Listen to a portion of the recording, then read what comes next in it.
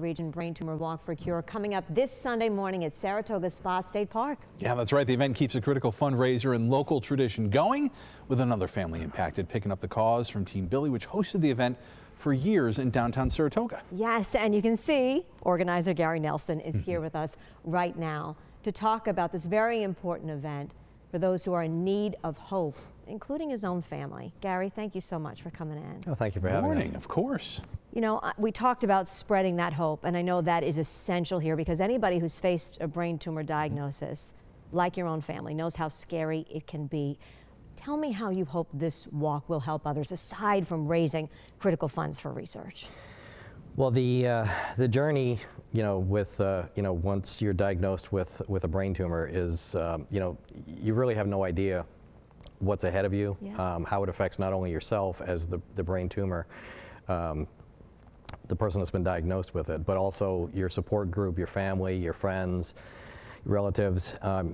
We're hoping that through this event, we're bringing some of the physicians from Albany Medical Center there, as well as some of the vendors that they work with, so that people can hear information about some of the breakthroughs that the industry has, toward brain tumors, finding a cure and so on. So getting information out there, through National Brain Tumor Society about the journey, what people can face, some of the different things that could possibly happen, and basically information is everything. Yes. So having a resource available to go to find out about, this journey, the mission, we're hoping to be able to provide some of that. No, and like Christina said, this is very personal for you. It's your daughter who's a brain tumor survivor. Correct. And like many, Gary, of course, worries continue and are a concern. Tell us a little bit about Brittany and how she's doing today.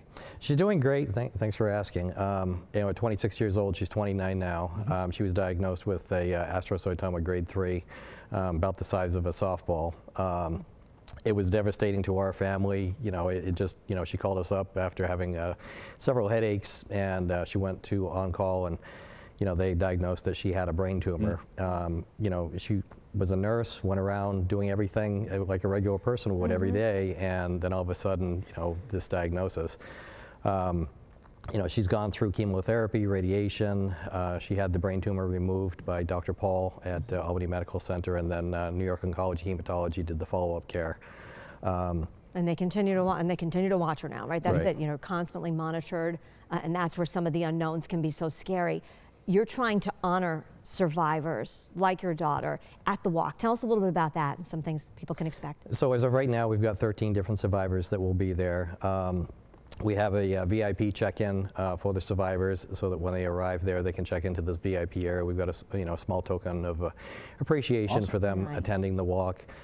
And the walk itself is to honor them, to honor those who have gone before, and to let them know that they are special. There is a journey ahead, that we are here to support them in any way we can, and hoping that at least today we can make it a special day for them and continue to provide support and give them the vital information. Right. And the weather's looking good for Sunday, right? Which is good news. We've got all the details on how folks can register. It'll be online at news10.com. But for people, Gary, who aren't able to attend in person, what can they do if they still like to donate?